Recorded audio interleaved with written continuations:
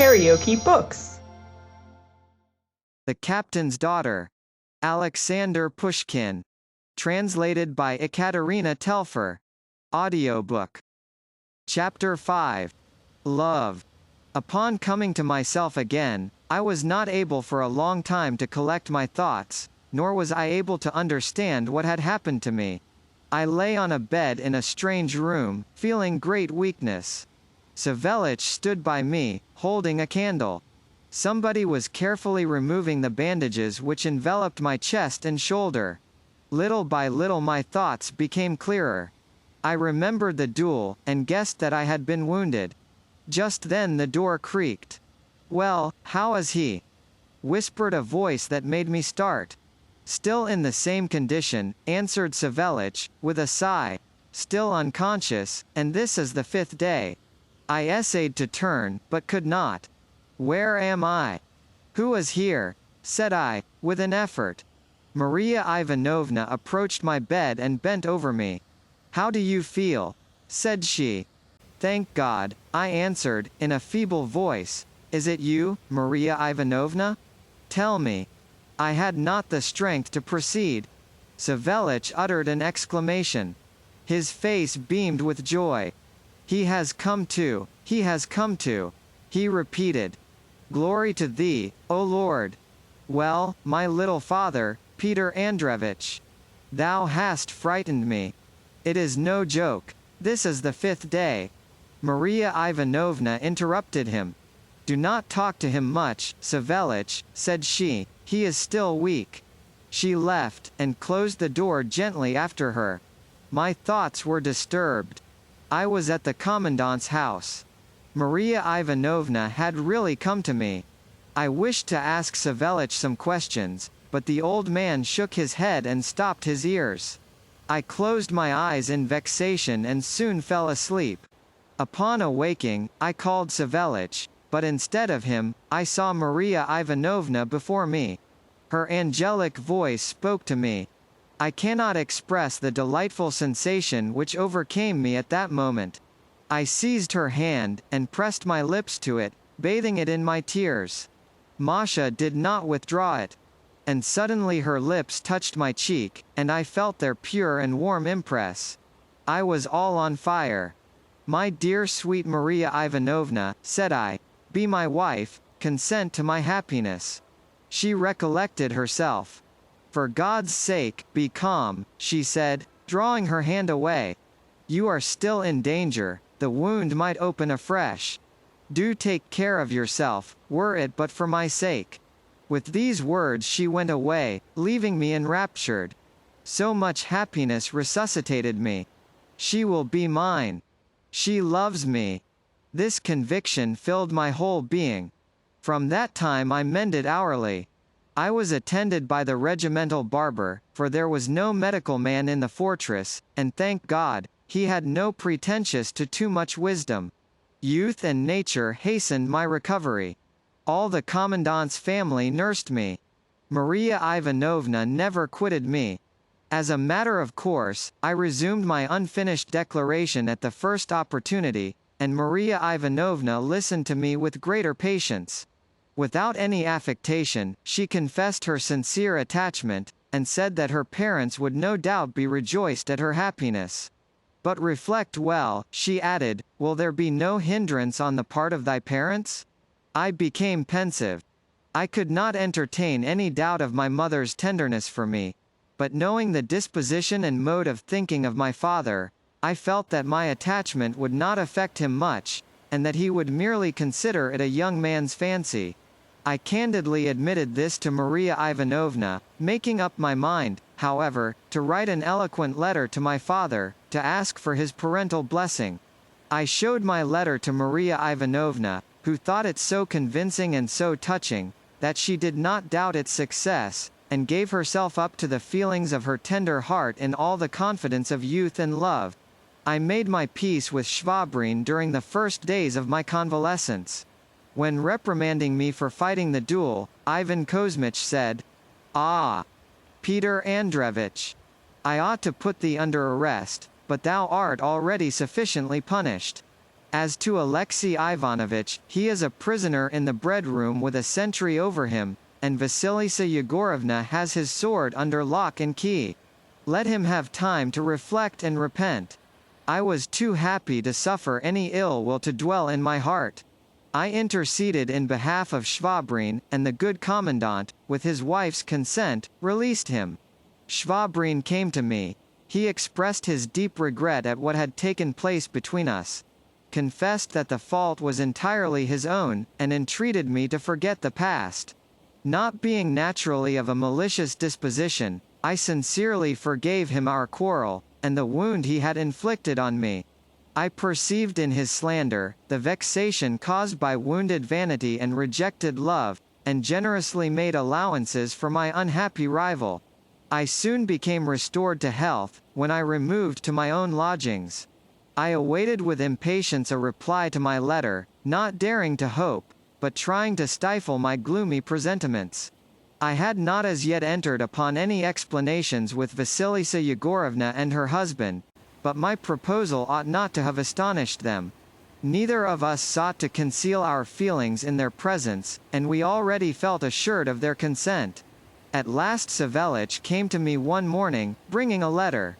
I snatched it tremblingly. It was addressed in my father's hand. This bid me prepare for something of importance, for letters were generally written by my mother, my father adding a few lines at the end. I could not decide upon breaking the seal for a long time, and kept reading the formal superscription. To my son, Peter Andreevich Grinef, Government of Orenburg, Fortress of Bilogorsk. I tried to guess by the handwriting what humor my father could have been in when he wrote the letter. At length I opened it, and saw by the first lines that the whole affair had gone to the D.L. The contents of the letter were as follows. My son Peter, the letter in which thou askest our paternal benediction and consent to thy marriage with Maria Ivanovna, daughter of Mironov, we received on the 15th of this month, and not only do I not intend to give thee my blessing or my consent, but, moreover, I mean to be up to thee, and punish thee for thy follies like a naughty boy, notwithstanding thy officer's rank. For thou hast proved that thou art as yet unworthy of wearing a sword, which was given thee for the defense of thy country, and not for fighting duels with such scamps as thou thyself art. I shall write without delay to Andrei Karlovich to ask him to remove thee from the fortress of Bilogorsk, and send thee further away, so that thou shalt shake off such follies. Thy mother, upon hearing of thy duel, and that thou wast wounded, fell ill of grief, and is still confined to her bed. What is to become of thee? I pray to God to effect a change in thee, though I dare not hope in his great mercy. Thy father, Andrei Grinef. The perusal of this letter awakened in me a variety of sensations. The unkind expressions my father employed so liberally wounded me deeply. The contempt with which he mentioned Maria Ivanovna appeared to me as unbecoming as it was unjust. The prospect of being removed from the fortress of Bilogorsk alarmed me, but the news of my mother's illness pained me most. I felt indignant towards Savélich, never doubting that my parents had heard of my duel through him. Pacing to and fro in my little room, I stopped in front of him, and looking at him fiercely, said, Thou dost not appear to be satisfied, that thanks to thee I was wounded, and that I lay for a whole month at death's door. Thou wilt now kill my mother also. Savélich looked thunderstruck. For pity's sake, sir, said he, almost sobbing, what dost thou say? I the cause of thy being wounded? God is my witness, that I was hastening to put my breast between thee and the sword of Alexey Ivanovitch? My old age retarded me, and how have I harmed thy mother? How hast thou harmed her? I answered. Who asked thee to write and denounce me? Wast thou appointed as a spy over me? I denounce thee, asked Savélich, in tears. O, Lord! Heavenly King! There, take, read, what my master writes to me. Thou wilt see how I have denounced thee. Shame upon thee, old cur that thou art, that notwithstanding my strict injunctions, thou hast not written to me about my son, Peter Andreevich, and that strangers should be obliged to acquaint me of his follies. Is that the way thou fulfillest thy duty and thy master's wishes? I shall send thee, thou old cur, to feed swine, for hiding the truth and conniving with the young man. I order thee to give me immediate information, so soon as thou shalt receive this, upon the state of his health, which I am told is improved. Also what part of the body he was wounded in, and whether he has been well attended to. Savelich was evidently guiltless, and I had incautiously hurt him by my reproaches and suspicions. I begged his pardon, but the old man was inconsolable. This is what I have lived to see, he kept repeating. These are the thanks I get for serving my masters.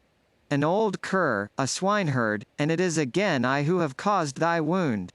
No, my little father, Peter Andreevich, it is not I, but the D. Monsieur who is to blame for it all. It is he who taught thee to flourish iron spits about, and stamp with thy foot, as if by flourishing and stamping one could defend oneself against a bad man. Yes, truly, it was necessary to engage Monsieur, and waste one's money. But who could have taken the trouble to inform my father of my conduct? The general? He did not seem to care very much about me, and Ivan Kozmich had not considered it necessary to report my duel. I was lost in surmises. My suspicion fell on Schwabrin. He alone could have benefited by such a denunciation, which might possibly have resulted in my removal from the fortress, and my separation from the commandant's family. I went to Maria Ivanovna to tell her all. She met me at the porch. "What is the matter with you?" said she, on seeing me. "How pale you are!" "Everything is at an end," answered I, handing to her my father's letter. It was now her turn to look pale. Having read it, she returned it with a trembling hand, and said in an agitated voice, "It is not my fate. Your parents do not wish to admit me into their family. God's will be done. He knows better what is good for us. There is no help for it. Peter Andreevich, may you at least be happy." "It shall not be," exclaimed I, seizing her hand. "Thou lovest me. I am prepared for everything. Let us go. Let us kneel before thy parents. They are simple people, and not hard-hearted and proud. They will bless us, and we shall marry.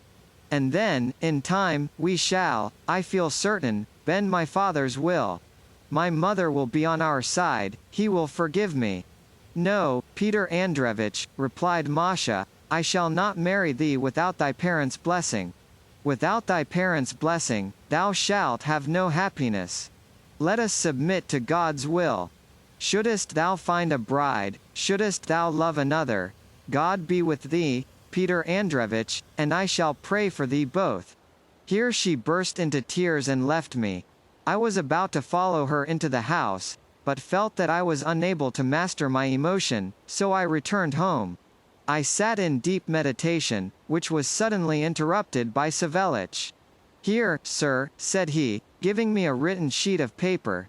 "See how I denounce my master, and how I try to set the father against the son." I took the paper from his hand. It was Savelich's answer to the letter he had received. Here it is, word for word. "Andrei Petrovich, sir, our merciful father. I received your gracious writing, in which you deign to reproach me, your slave, for that I ought to be ashamed not to obey my master's orders. I am not an old cur, but your faithful servant, who obeys his master's orders and has served him zealously up to his gray hairs. I did not write anything about the wound of Peter Andreevich, so as not to frighten you without cause, and I hear that our mistress and mother, Avdotya Vasilievna, has, as it is, taken to her bed from fear, and I shall pray to God for her health. Peter Andreevich was wounded below the right shoulder, in the breast just below the rib, the wound being about half a vershak deep, and he laid at the commandant's house, where we carried him from the shore, and was attended to by the local barber, Stepan Paramanov, and now Peter Andreevich is, thank God, well, and I have nothing to write of him but what is good. The commandants are, I hear, satisfied with him, and Vasilisa Yegorovna treats him as if he were her own son. And that such an occasion did happen to him, must not be reckoned as a reproach to the young man. A horse has 4 legs and yet he stumbles. You deign to write that you will send me to feed swine. I submit if it is your lordship's will. Herewith I salute you as a slave. Your faithful slave, Arhip Savelich. I could not help smiling occasionally whilst reading the good old man's writing. I myself was not in a state to answer my father's letter. I considered Savelich's sufficient for the purpose of tranquilizing my mother. From this period my position altered. Maria Ivanovna scarcely spoke to me, and tried to avoid me in every manner. The commandant's house became unendurable. Gradually, I accustomed myself to remain at home alone. Vasilisa Yegorovna reproached me for this, at first, but finding me obstinate, she left me in peace.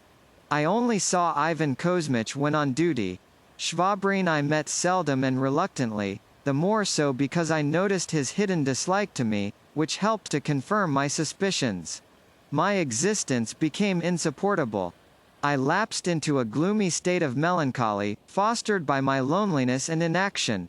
This solitude intensified my love, which hourly became more burdensome to me. I lost all desire for reading and literature. My spirits sank. I feared lest I should either lose my reason, or abandon myself to dissolute habits. Unexpected events, which largely influenced my subsequent career, agitated my very soul violently and beneficially. KaraokeBooks.